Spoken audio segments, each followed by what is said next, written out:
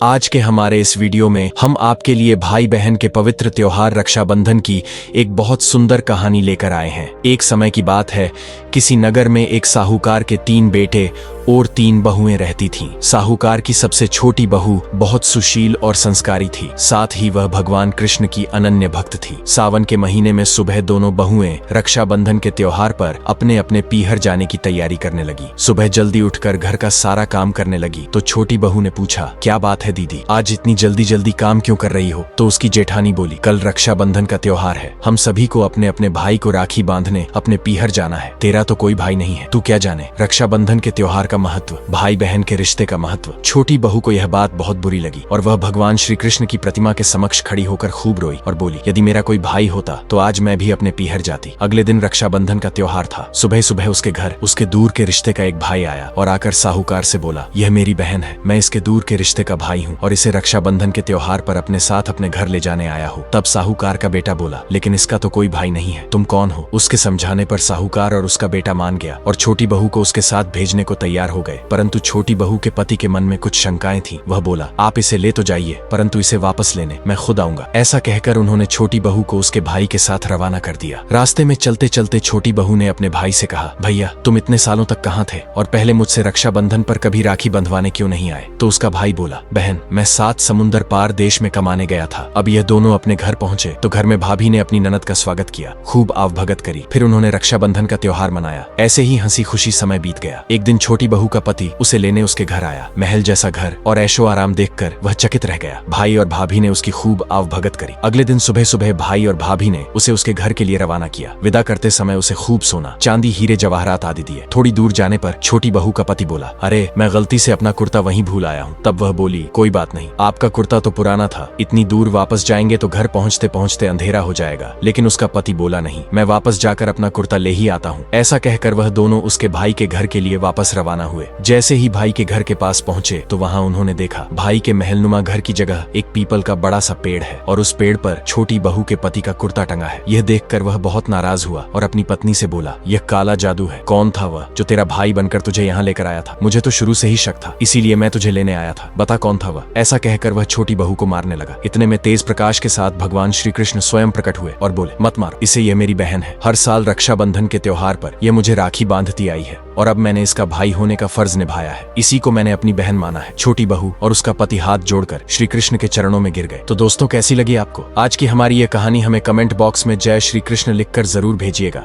दोस्तों, कहानी अच्छी लगी हो तो वीडियो को लाइक कर दो यार, कमेंट करना भी आपका फर्ज बनता है। खैर, चैनल को सब्सक्राइब करना तो आपकी मर्जी है।